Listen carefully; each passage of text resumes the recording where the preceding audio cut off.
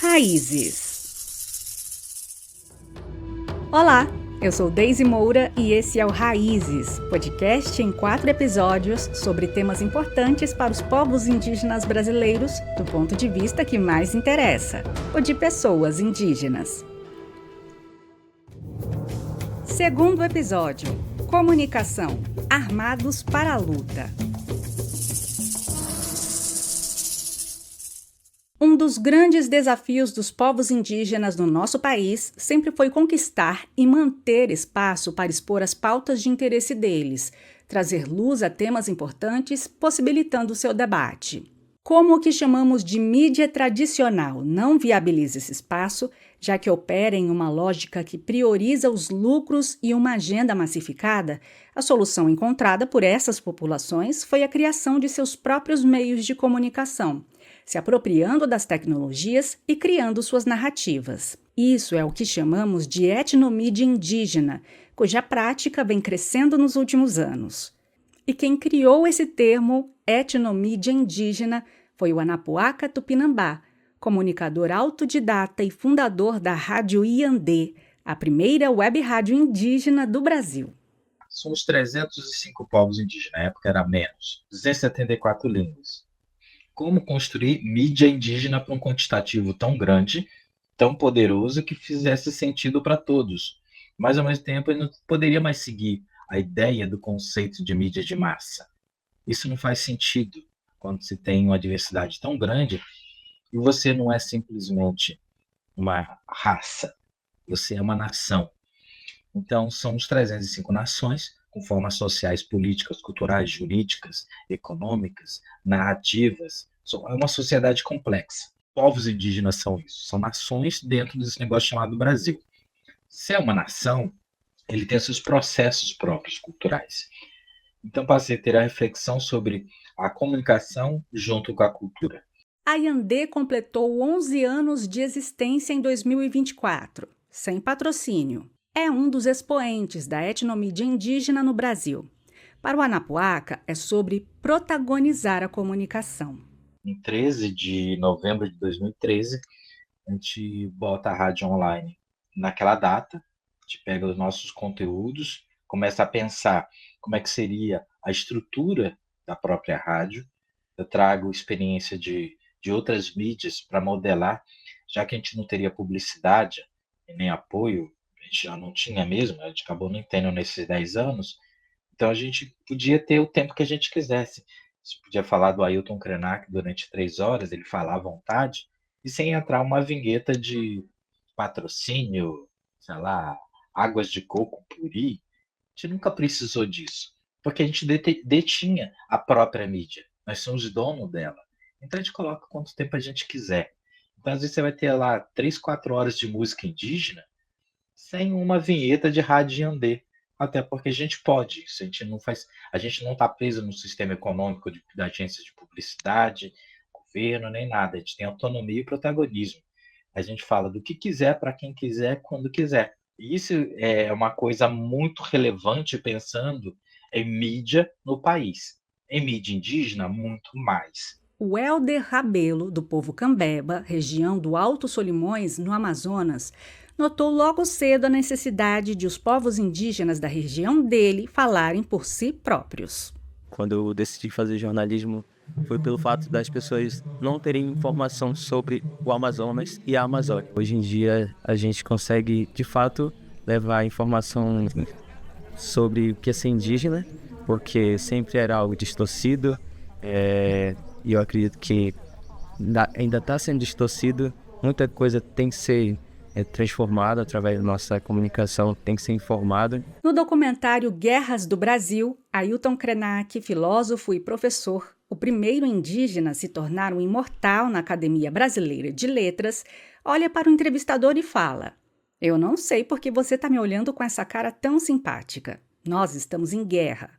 O meu mundo e o seu mundo estão em guerra." A Iacipitã Potiguara e o Breno Xavier, da Baía da Traição, na Paraíba, com quem também falamos no primeiro episódio e que a gente ouve a seguir, não poderiam concordar mais com a afirmação do Krenak. Eu digo que ainda estamos em combate diário por existir, né? não só por ser mulher, não só por ser indígena, mas para continuar vivo, né? Num território ainda bem racista, um país ainda bem racista, e que a tecnologia para nós fez com que montássemos uma rede de proteção e de apoio do indígena que está aqui na ponta do Nordeste, de se articular com o indígena que está no Norte e conseguir montar um acampamento, terra livre. Conseguir denunciar que a melhor parte é a gente poder estar com o celular na mão e no momento de uma abordagem policial bruta, a gente registrar. Então, quando sabemos usar a tecnologia para essas articulações, eu digo que trocamos, não é que deixamos de ser indígena nem largamos o arco e a flecha, só aprendemos a usar as tuas armas. As redes sociais são armas, né, que são usadas contra a gente muitas vezes, mas a gente tem utilizado as redes sociais para estudar, para se formar, para denunciar invasões, ocupações irregulares e para a gente poder fazer o nosso intercâmbio de saberes junto a outros povos. A nossa grande teia dos indígenas do Brasil são fortalecidas por conta das redes sociais. Então ela tem tudo, como tudo na vida, um lado bom e um lado ruim.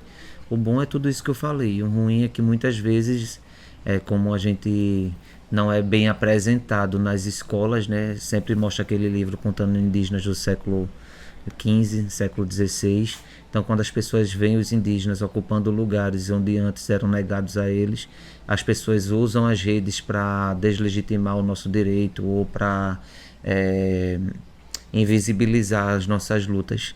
Então, tudo tem um lado bom e um lado ruim, mas a gente, do lado bom da coisa, a gente sabe usar bem. E já que o Breno falou em teia dos indígenas, a rede Waiuri de Comunicadores Indígenas do Rio Negro, formada com o apoio da Federação das Organizações Indígenas do Rio Negro e do Instituto Socioambiental, é um bom exemplo de como funciona esse conceito. A Waiuri foi criada em novembro de 2017 e é composta por comunicadores indígenas de 8 etnias: Baré, Baniwa, Dessana, Tariana, Tucano, Tuiuca, Wanano e Yanomami. A dinâmica da rede vem sendo pesquisada por estudiosos da área de comunicação e apontada como uma das principais representações da etnomídia indígena no país na atualidade. Porque geralmente vem muitas pessoas de fora que fazem entrevista e vê assim, coisas mais superficiais, e quando elas vão colocar ou postar em algum lugar, elas colocam às vezes coisas muito distorcidas. Essa é a Cláudia Ferraz, do povo Wanano.